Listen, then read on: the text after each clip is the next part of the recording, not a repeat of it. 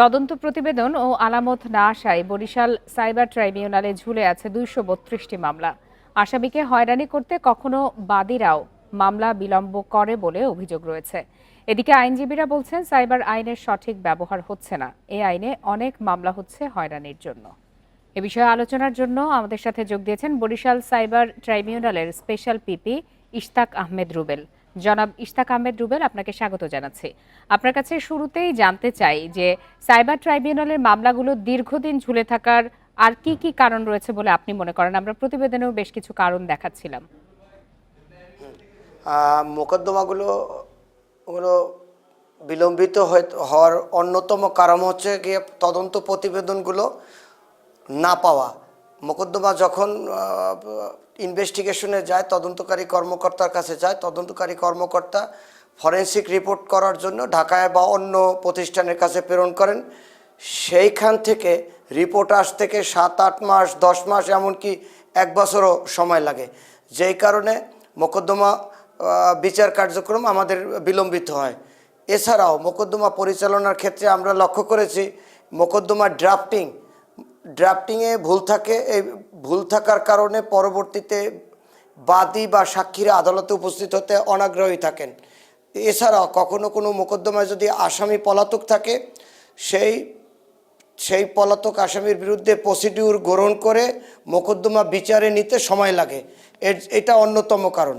তাছাড়াও ডিভাইসগুলো যদি অযত্ন অবহেলায় থাকে, সেই ডিভাইসগুলো আবার আদালতে প্রমাণ করতে সমস্যা সৃষ্টি করে। বিভিন্ন কারণে মোকদ্দমাগুলো আসলে বিচার কার্যক্রম বিলম্বিত হয়। আচ্ছা, আরেকটি বিষয় জানতে চাই যে এসব মামলার বেশিরভাগই প্রতিপক্ষকে ফাঁসানো বা হয়রানির জন্য করা হয় বলে অভিযোগ রয়েছে। আপনি কি মনে করেন? আপনারা কি ধরনের এই ধরনের প্রমাণ পান কিনা? এই অভিযোগের সত্যতা কতখানি? হ্যাঁ, এই অভিযোগটার আংশিক সত্যতা আছে। কখনো দেখা গেল যে একটা মানুষ তার অজ্ঞাতে একটা ভিডিও করা হয়েছে বা একটা কথা বলা হয়েছে, সেইটাকে মানে নিজেদের স্বার্থ উদ্দেশ্যে হাসিল করার জন্য এইগুলো ফেসবুকে দিয়া আবার তারাই আবার মামলা করে, অনেক কৌশল অবলম্বন করে, আমার দৃষ্টিতে পড়েছে। আচ্ছা, আরেকটি বিষয় জানতে চাই যে সাইবার আদালতকে গতিশীল ও ন্যায় বিচারে কি ধরনের পদক্ষেপ নেওয়া প্রয়োজন বলে আপনি মনে করেন, যাতে খুব অল্প সময়ের মধ্যে মামলাগুলো নিষ্পত্তি হয়? সেজন্যই বা কি করণীয় রয়েছে? গতিশীল করার জন্য সর্বপ্রথম তদন্ত প্রতিবেদনগুলো যেন আমরা আদালতে দ্রুত পাই, এবং দ্রুত পাওয়া গেলে পরই আমরা অন্যান্য প্রসিডিউরগুলো নিতে পারবো এবং ওই সাক্ষী সাবুদের মাধ্যমে মোকদ্দমাগুলো শেষ করতে পারবো। জি,